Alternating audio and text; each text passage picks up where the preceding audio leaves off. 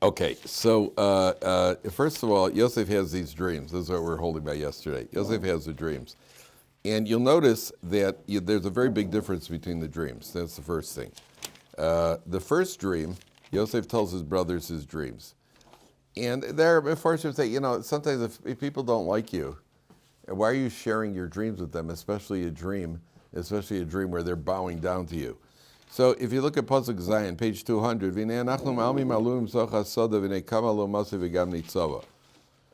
Yosef says, we're binding sheaves in the field, and your sheaves are bowing to mine. Where you're going to rule, you're going to be king over us, you're going to rule over us. They added more hatred. First of all, they hate him because they think he's snitching on them, and he's the favorite. And now they say they hate him because they say, "What, you're going to rule over us?" Now the Vilna Gaon says that there are two different types of rulers. Hamoloch timloch aleinu. A melech is somebody who the people have accepted willingly. Imoshol timshol banu means that you're going to rule over us by force. So what they were saying is, they were saying to him that, what, are you going to be, you think we're going to accept you a king, even if you were to rule over us by force, right? But we're never going to accept you as a king. Right? Maybe you could, even in the scenario where you'd rule by force, we're not going to accept you as a king, we're going to bow down to you. He says, your sheaves are bowing down to my sheaf. Now, one of the explanations here is, you see, the Gemara says that dreams, one of the things that affects dreams is what you think about during the day.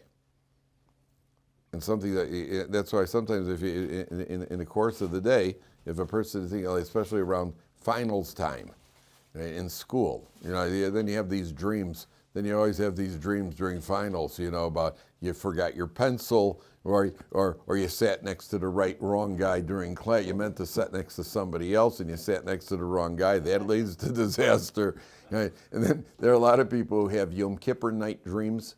Right, where you dream that you're getting up to a faucet of water, right? On Yom Kippur night dream that you dream you're having, because all day long that's what you've been thinking about. So dreams. So the brothers are concerned that Yosef has been daydreaming about ruling over them, and one of the things that feeds into it that there's something very strange about this dream.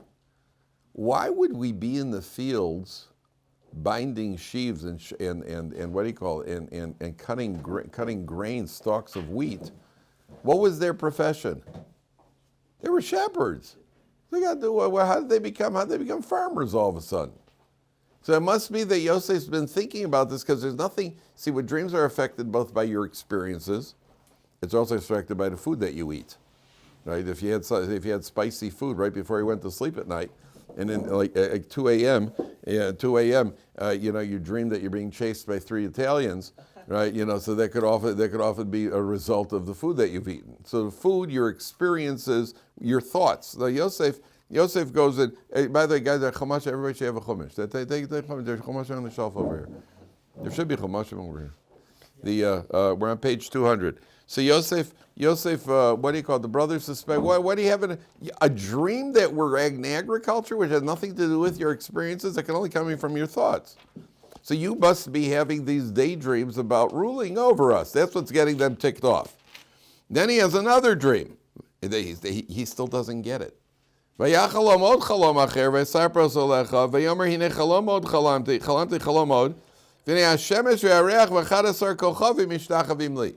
sun, the moon, and 11 stars are bowing down to me. Boy, this guy's really got plans. Not only the sheaves, now the sun, now the constellations are bowing down to him. His father, how does that translate? Scolded him. What kind of dream are you having? Are you mean your mother and your brothers going to bow down to you? So Yaakov is trying to defuse the volatile situation. And Yaakov says, come on, what kind of dream are you having? The sun and the moon obviously represents your father and the mother. The husband is the sun, the wife is the moon. The moon reflects the sun. A male is the mashpia, the male is the one that provides the energy, the woman is the receiver. The sun, the moon is and 11 stars. So who else could it be? So Yaakov is saying to Yosef, what kind of dream are you having? That we're going to come, me and your mother are going to come? Now what's implied in Yaakov's word? Me and your mother are going to come. What's he trying to say? Your mother's dead. Your mother's dead. Your mother is Rachel. Rachel's not here. How can you have a dream that me and your mother are going to come and bow down to you? Now, Yaakov knows that the representation of the dream is really Bilhah, who is the one that raised Yosef. So Yaakov knows that. But he wants the brothers to feel that, it's all a bunch of, don't take it so seriously. But look at the brothers' reaction. Vayikanu vo achiv, bottom line. They were jealous of him. Here it doesn't say they hated him. Here it says they were jealous. Why were they jealous at this point?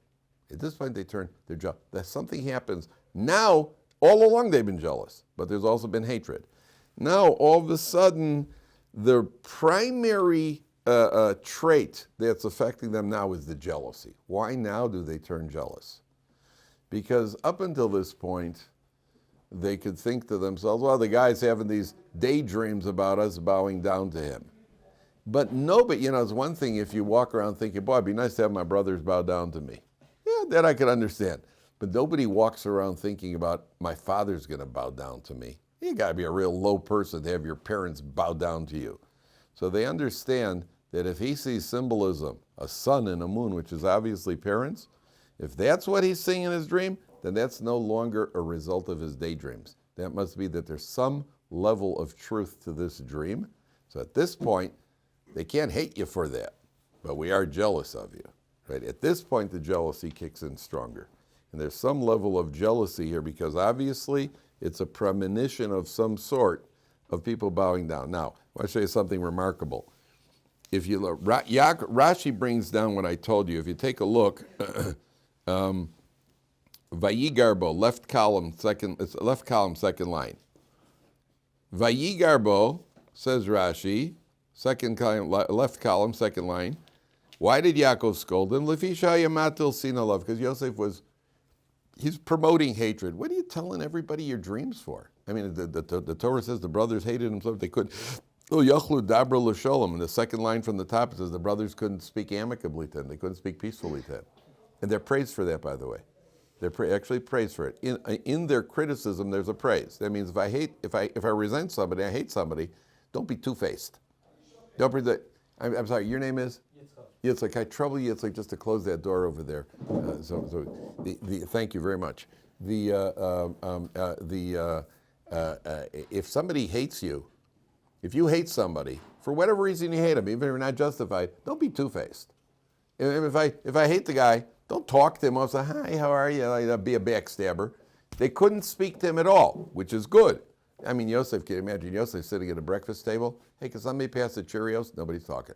Nobody's like, hi, guys, they're all shaboozing. And Yosef, what's going on? Nobody, they're ignoring. At least that. At least he knows where he stands with them. So Yaakov is like, so what are you telling them dreams for? What was Yosef thinking? Who do you share your dreams with? Who do you share your most intimate dreams, your most intimate thoughts with? Only people that you're friendly with, only people that you're close with. So Yosef figures if I share my dreams, they'll see that really I want this closeness, right? But Yaakov says that's not a good idea. You want to share a dream that you're bowing to them. Don't share a dream that they're bowing to you. That's not going to promote any sort of closeness. Then Yaakov says, watch this Rashi, Havo Novo, V'haloimcha kvar mesa, your mother's already died. So how can you have such a nonsensical, what are you, sun and the moon? What kind of dream are you having? Now you take a look at the pasuk, look at the words of the pasuk, this is remarkable. It's the third line, you have to see the words inside now. Third line from the bottom, Vayomer lo, ma hachalom hazeh asher cholamta. What kind of dream are you having? Take a look, second line from the bottom, the first word asher, you see the word asher? Look at the last letter, which is what? A resh. Look at the next two letters. Ches lamed, it spells what? Rachel. Look at the next three letters. Mesa. Rachel, Mesa. Right there in the pasuk. So exactly what Yaakov is telling him he shouldn't be dreaming about, that's Rachel, Mesa. Okay, so Yosef has these dreams, and the brothers are jealous. Then the brothers go off, and they go off to a place called Shechem. If you'll notice, the word Shechem in Hebrew, anyone know what the word Shechem means? Shechem is a shoulder, right? A Shechem is a shoulder, right? Shichmo is a shoulder. A shoulder why are they going specifically to Shechem? A shoulder represents you're standing upright. That means I'm not accepting your authority. So the brothers who hear that Yosef, there's a premonition of some sort that he's going to be the king, he's going to be the ruler. So the brothers now, they go somewhere to promote a lack of submission. We're not going to submit to you, which is why you see when Yaakov comes into the land, what happens at Shechem?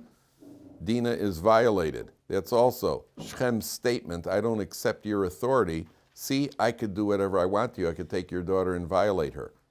And then later on we find that when there was a split in the kingdom, Rechavam, who is the son of Shlomo HaMelech, and there's a rebellion and the Davidic dynasty splits, where does that happen?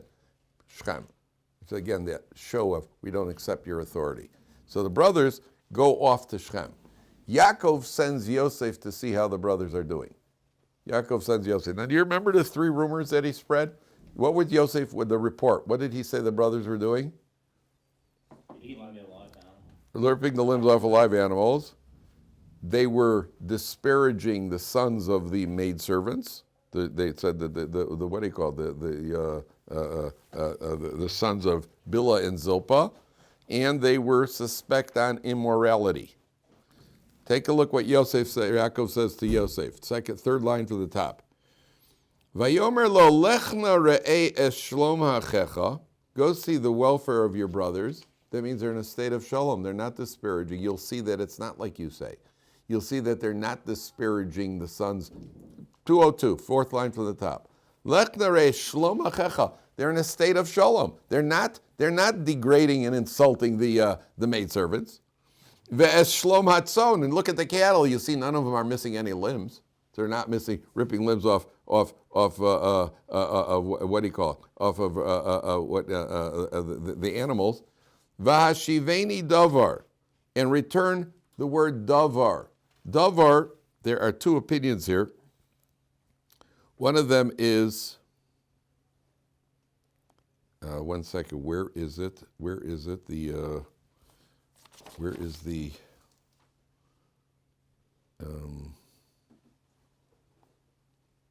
Oh yes, he says go see how your brothers are doing. Vayeishev, and he sends them to Shechem. What did the brothers do in Shechem? They wiped out the city. Why? Because they behaved immorally. So you see your own brothers who you suspect of immorality, they rebelled against that sort of thing. So all 3 things you'll see are not like you said. Number 1, the entire group is in a state of shalom achach, in a state of peace. You said that they're insulting the maidservants, so you'll see that they all get along very nicely. You'll see that the sheep are all in one piece, so they're not ripping limbs off of living creatures. And where is this all happening? It's happening in Shechem. Well, think about what happened in Shechem. Your own brothers went and they rebelled. Your brothers protested against the immorality of Shechem. So you're not going to find any immorality in them either. That's what Yaakov says. That's what Yaakov says Yosef. So Yosef goes off. And then, very providentially, in Pasuk 15, Yosef is looking for them, and a man finds him, and this man sees him that he's straying around. He's looking around out in the field. Vayeishev, what are you looking for? Who is this man? Who is this man? The angel Gabriel. It's the angel Gabriel. Wow, how providential. Yosef's looking for his brothers, and all of a sudden he comes along, and there's a man Gabriel to point him on the way. So A, you see that this is all part of God's plan. But B, since there are no accidents in life, there are no accidents. You know, so one of the commentators say that means every single person you ever meet, every single person that you ever meet in your life, it could be the bus driver for 30 seconds. It could be the Airbus driver who cursed me the other day, right? every single. The other day I was on the bus, and the train broke down, so the bus was stopped, and I was right here close to getting to catch the train in the other direction to Ohr Somayach. So I had to get or catch a bus. So I asked the bus driver. I just walked up nicely and asked the bus driver, "Could you open it?" And he was off against the sidewalk. I said, "Could we get off the bus?" He goes, "No, I'm not allowed to let you off over here." So I said, "This could take a while." So he says, When it happened, he says, I said, listen, and he used the curse word at me. And I didn't get upset. I just said to him, listen, there's no reason to be cursing. Just calm down. I asked you nicely if I could get off. And at a certain point, I was ready to call the police and say, we've been taken hostage by an Arab. That would get the police there. And I'd say, we've been taken hostage by a bus driver because he wouldn't let us off the bus. Well, he doesn't have a right to keep you on the bus. We have to be reasonable, man. There's a breakdown. The train is broken down. So I was meant to meet him for some reason. Every single person that you're going to meet in life, HaKadosh Baruch Hu put him there for a reason. What the reason is, may not know. But every single person, there's no accidents over here. If you met the person, there was a reason that you met that person. That's what it called. That's what that's what we learned from this man, just happening to meet him out in the field. So then Yosef goes and he points him in the right direction, and then he comes to the brothers, and we skip ahead, and the brothers are now plotting. If you look at Pasuk Chav, 3 lines from the bottom. Ve'ata, the brothers say like this. Here comes the dreamer. Ve'ata, now, l'chu v'nargeo, let's kill him. V'nashlicheo b'achad haboros, v'amarnu chaya ro'a achalasu. We'll throw him into a pit. V'nira ma yuchal mosav. And Rashi says, v'nira ma yuchal mosav. Avi, do me a favor, eat outside. The food's not mechubedik for Torah. The what do you call it? The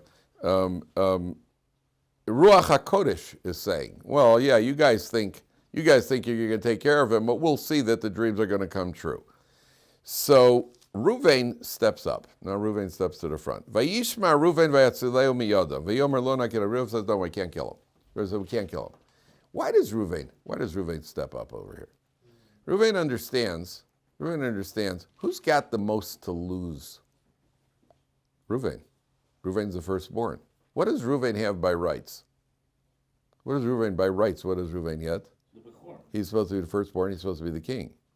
Well, if Yosef's got a dream about being the king, who's going to lose out? He had a dream that everybody's bowing to him. Who loses out? Reuben. So who's going to get blamed here? Okay? Who's going to get blamed? Reuben understands. If I'm the one who stands to lose the most over here. Not only that, I am the firstborn, and therefore I'm responsible. I'm going to come home. Dad's going to say, where is he? I'm the one who's going to get blamed. So Reuben steps up and he says, no. Vayomer Raleim Reuben, I'll teach bechudam. Don't spill his blood. I got a better idea, because we're going to get now into a very famous philosophical discussion. Chuck him into the pit, alive. Reuben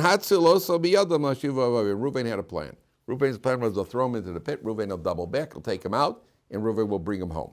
There's a medrash that says if Reuben knew the Torah would write this about him, Reuben would have put him on his shoulders and taken him home right now. I mean, sometimes in life, don't wait and plan. Just get busy and do it. Just do it right now. Take care of it. If you knew what the Torah praises you for this, imagine the praise you would have gotten. Pick him up out of your shoulders and walk him home. And there's certain times in life that you don't do things half-hearted. Because I'll tell you, there's times in life you don't do things half-hearted. There's like you pick him up and take him home. Make sure the job gets done right. Don't do a half job over here. What's Reuven's plan? So Reuven's plan is we're going to throw him into the pit. And over here there's a very big discussion. Because what do we see about this pit? Yosef comes over. Yosef joins the brothers. They take off his garment, they take off the ksodas pasim. The Medrash says they stripped him down completely. The pit was empty. There's no water in the pit. Well, if it's empty, obviously there's no water. If the pit is empty, there's no water. So if the pit was empty, there was no water. So the Gemara learns from here, you're right, there was no water. What was in there? Snakes and scorpions. So they're going to throw him into the pit of snakes and scorpions. Shkoyach. So we're not going to kill you. Well, chas v'sholom, we're not going to kill you. We'll just throw you into a pit full of cobras. Right, well, what do you think happens when you throw someone into a pit through a cobras? How long? Yeah, probably. Yeah, statistics show when a person is thrown into a pit through full of cobras, he dies. So what are you going to gain by throwing a pit through a cobra? What are you going to gain over here? So there's a very, very interesting discussion. I mean, they're famous Ohr Somayach. And the Ohr Somayach says like this, and this goes to a very famous question, and we've mentioned this in the past. Let's say there's a decree. My daughter was just asking me this on Shabbos in a different context, but let's say there's a decree on Rosh Hashanah that Reuben is going to live out the year. Right? Reuben is going to live. However, we also know there's something called free choice. Shimon has free choice. Can Shimon use his free choice to take a gun and kill Reuben, who the decree is that he's going to live throughout the year? Says the Ohr Somayach, free choice overrides all decrees. What'll be with the guy? God will make it up to him in the world to come, whatever it is. But if Shimon uses his free choice, he can knock off Reuben. That's what even though Reuben's supposed to live, because free choice has to exist. Free choice has to be able to operate in order for the world to fulfill its function. We have to have free choice. That's what the Ohr Somayach says. So what did Reuben say? Reuben said, look, we have free choice. And as people with free choice, we could kill Yosef. I got a better idea. Let's toss him into a pit with snakes. And that we know animals do not have free choice. Animals will only kill if God sends them to kill. So this will be the ultimate test. We'll drop him into a pit of snakes. If he dies, that means he deserved to die. And if he lives, that means he deserves to live. And better, why should we get involved? We are, to a certain extent, we're biased. We have free choice. We use our free choice. Maybe he doesn't deserve to die. Let's throw him into the pit. That'll be the ultimate test. That's the Ohr Somayach's approach.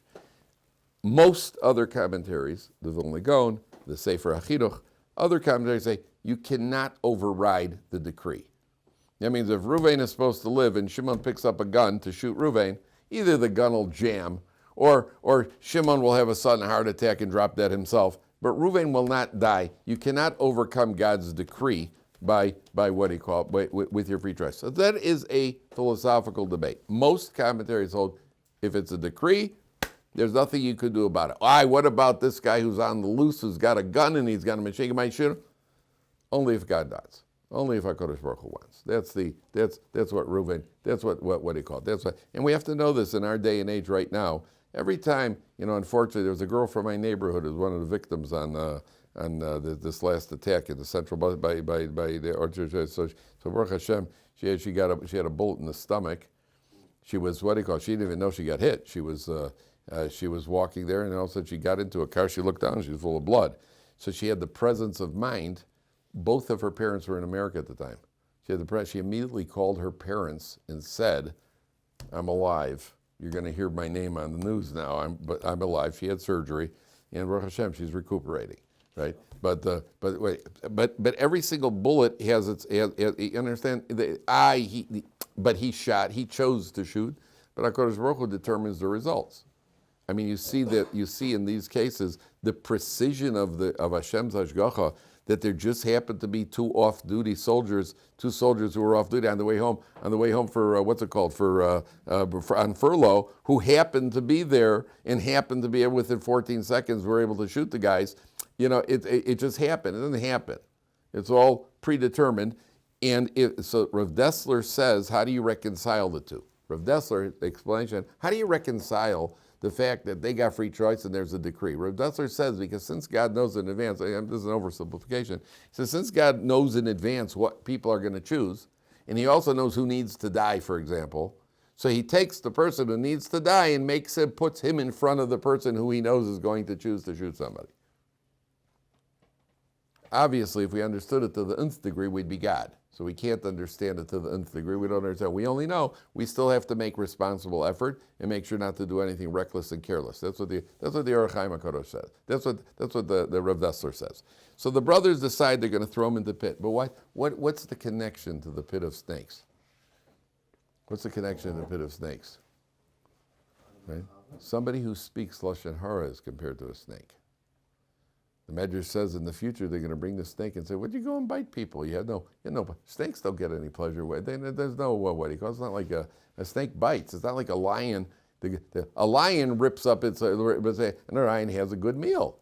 You know, a wild animal, a bear, you know, the bear eating the fish, you know, nailing the fish out, they're picking a salmon out of the river, and then the bear chows down. What does a snake get? So I'm going to say, it's just a miserable creature. He bites people. What does he do? Once in a while, he swallows a rodent. And even then, he doesn't get to chew it. You see a snake just opens the thing, you know, and it swallows it. Snakes, there are snakes that can swallow alligators. Yes. Right? They could actually swallow, what do you call it? Animals. A python could actually swallow a whole animal, but they don't get to chew it. It's not like a yeshiva guy in a $20 all-you-can-eat restaurant. You know, they get to swallow it. You know, they all they do is they swallow it. They don't get to eat. They get to chew it. So a snake. By the way, there was a story going on in Israel. Oh, this is a good one. Oh, you're gonna like this one. This story was going out. They were probably going back about 20 years. How old were my kids? Were little. I told them late at night, right before they went to sleep. There was this woman who died, and she was known as an incorrigible balas lashon hara, a gossip monger. She was known as a woman who spoke a lot of lashon hara, a lot of damage. This woman died, and after she died, one of the members of the Chevra Kadisha couldn't find his wallet. So he's trying to think, where's my wallet? And he realized that when they were putting the body into the grave, his wallet must have fell out, and it fell into the grave. So he went to ask a Rav if he's allowed to, he's pretty sure it's in there. Because Allah says you're not allowed to open a grave once it's because can he open the grave to see if his wallet is there? So the Rav said, whatever the psak was, under the circumstances, yeah, he could. So he goes to he opens up the grave, and he says, there's this woman, and in the grave, there are 3 thick snakes wrapped around her body, squeezing as hard as they could. Yeah, I told that to my kids. I told my kids they haven't spoken lashon hara in 20 years. That's one of those late night. My wife says I could be arrested for certain things that I've done to them, but which is probably true. I once. The wallet was there? The wallet? I don't know. I don't know if I saw the snakes, I would book out, leave the wallet right where it is. And I used to. One time I did an experiment when one of the kids was a baby. I had always heard, a certain energy that comes out of the eye. Ever been in a room full of people and you could be staring at somebody's sitting there and you're staring at the side of this guy's head, and all of a sudden the guy, in a room of 500 people, and also you're staring, and you figure if he turns towards you, you just look away, right? And you're staring at this guy, and the guy all of a sudden just goes, like that, and he looks right at you. So there seems to be some sort of energy that was what he calls. So I was wondering if it's true. So when I had my baby, when they'd be sleeping peacefully in a crib, so I would walk into the room once in a while and just kind of stare at the baby like this to see if the baby would stir, right? And every once in a while they would stir. Now I was quiet as an Indian, so it had nothing to do. My wife said, first of all, my wife said to me, "Why are you bothering the baby?" Right. Second of all, she said, "Sure, you made noise. That's why he woke up." Because as soon as he woke up, I'd say, "Hey, it needs to eat. Baby's up. You got to take care of it." I'd call my wife in. So I'd be staring at it because I was curious to see. And sure enough, you'd stare at him, and after a while, all of a sudden you see, starts moving around. And, all of a sudden he's moving around. So my wife said, you could get arrested for that. You could call family services on you. But it was interesting to see the baby. All of a sudden the baby's looking, he's moving around, and my wife's on duty. Listen, it's a partnership. So the what do you call it? I was a good husband. You have to. You don't want him to get too relaxed, do you? So Yosef is thrown into the pit with snakes and scorpions because also the punishment fits the crime. The brothers felt, well, you're the spoke lashon hara. This is what you get. And the snake is compared to the future. The Gemara says, the lion rips it. You don't get any pleasure. Why do you bite? Why do you snake? Why do you bite? And the snake says, and what about a guy who speaks lashon hara? He doesn't get any pleasure either. Now, obviously, we do get pleasure when we speak lashon, but there's no physical, tangible pleasure. It's just a miserable a person who's miserable on the inside. That's a person who speaks lashon hara. You're a miserable person. It's a negative trait. So, I have a question. Yeah, please.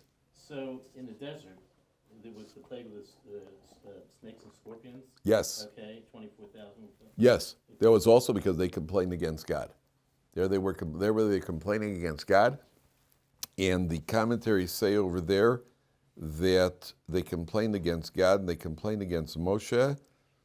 And forgetting, there's a reason why, and it was, first of all, over there in general, when you complain, people complain about conditions. I don't like the yeshiva food. And I like, sometimes the way to put things in the proper perspective when people are complaining is to release venomous snakes on them. Then you see you got bigger problems in life, right? And the problems in life decrease as you think you got, you got a problem. You're not happy with the food? Have some serpents.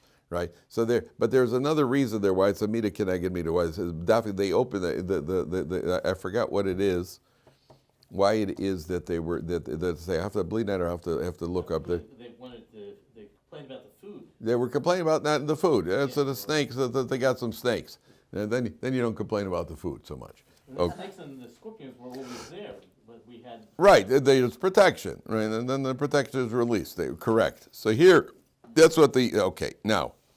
Vayomer Yehuda Elechav. Watch this, guys. Vayomer. Sorry, I skipped the pasuk. Oh, here's the key pasuk I want to get to. Vayeshu lechol lechem. They sit down to eat bread.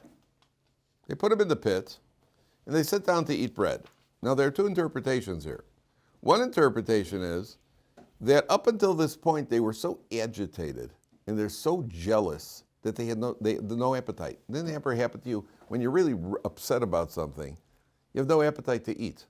Now that they feel that Yosef's in a pit, and we'll show him, by the way, there's also a mida keneged mida over here. You tried to put yourself up, we put you down. You go low into the pit, right? Which is why we see later on, when Yosef goes to Paro,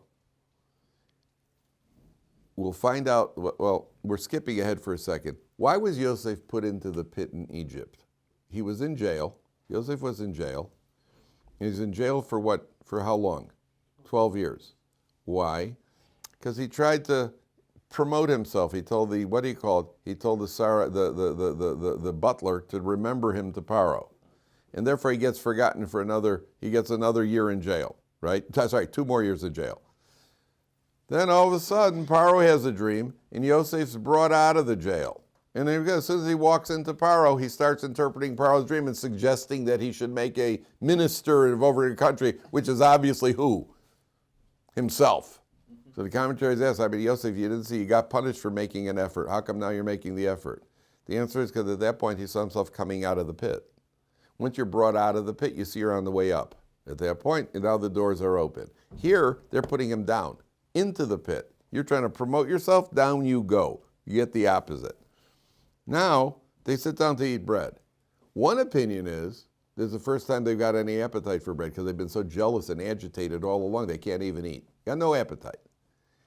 There's another opinion that felt, you know what? Let's eat something and see if we feel the same way.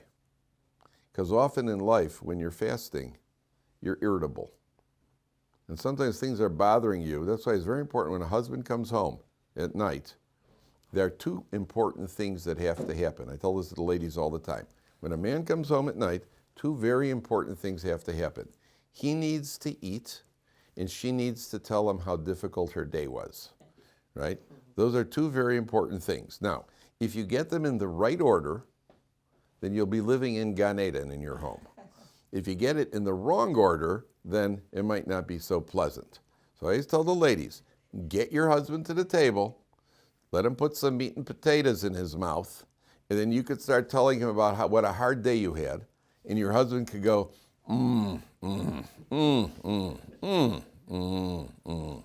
He could empathize, right? What he's empathizing, right? That's what they're, a little empathy. But empathy while you're having a potato, right? And therefore, I always recommend when you're first married, gentlemen, walk around the house with either some M&Ms or peanuts in your pocket or something.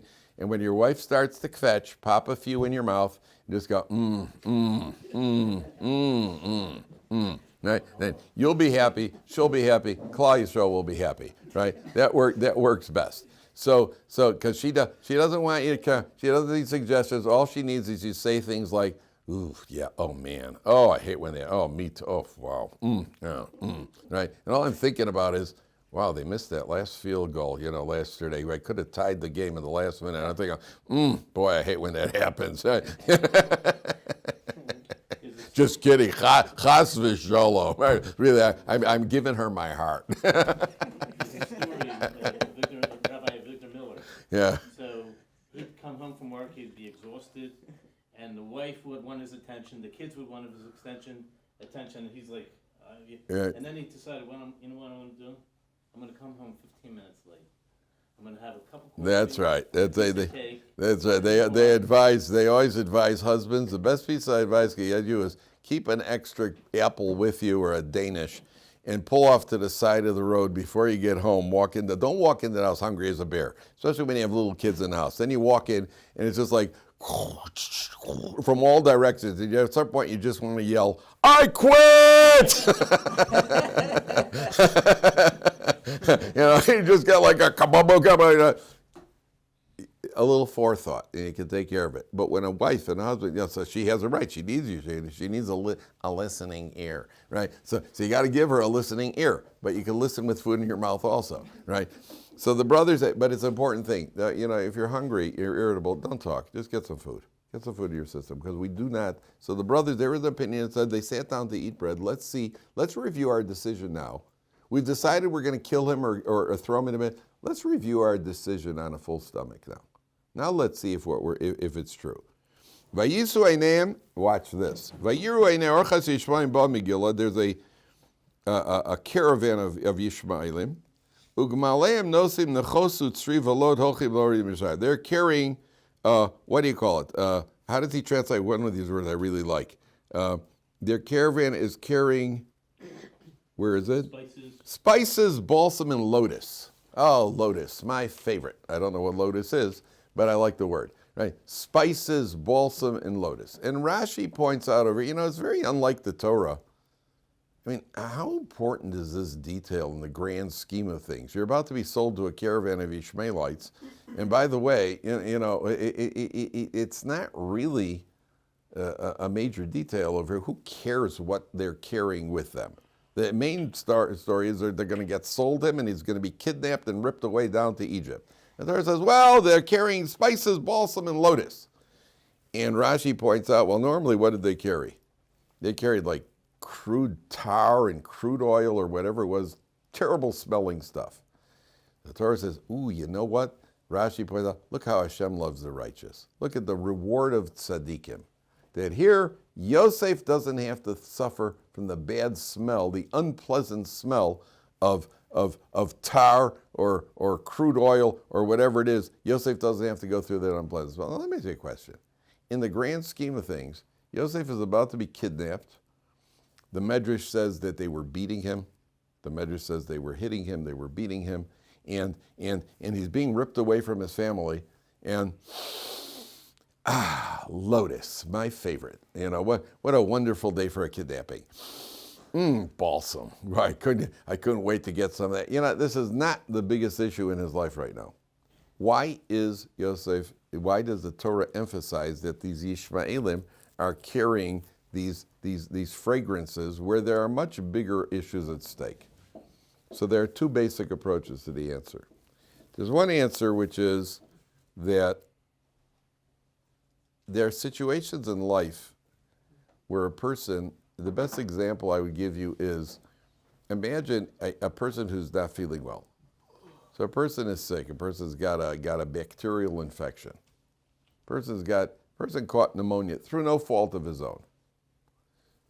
If it's your fault, that's something else. A guy ran out in November with his hair, in December in sub-zero weather with his, it's like the countdown for the new year, right? January 1st in Times Square where it's sub-zero weather and guys are running around without a shirt with the name of the year painted across their chest. And the next thing you know, 30% of them have pneumonia. Well, don't blame Hashem for that. Well, next time don't be out there with your hair's drenched in beer and you're without a shirt in sub-zero weather. That's not Hashem's fault, that's your fault. But let's say a guy took every precaution. The guy got bacterial pneumonia.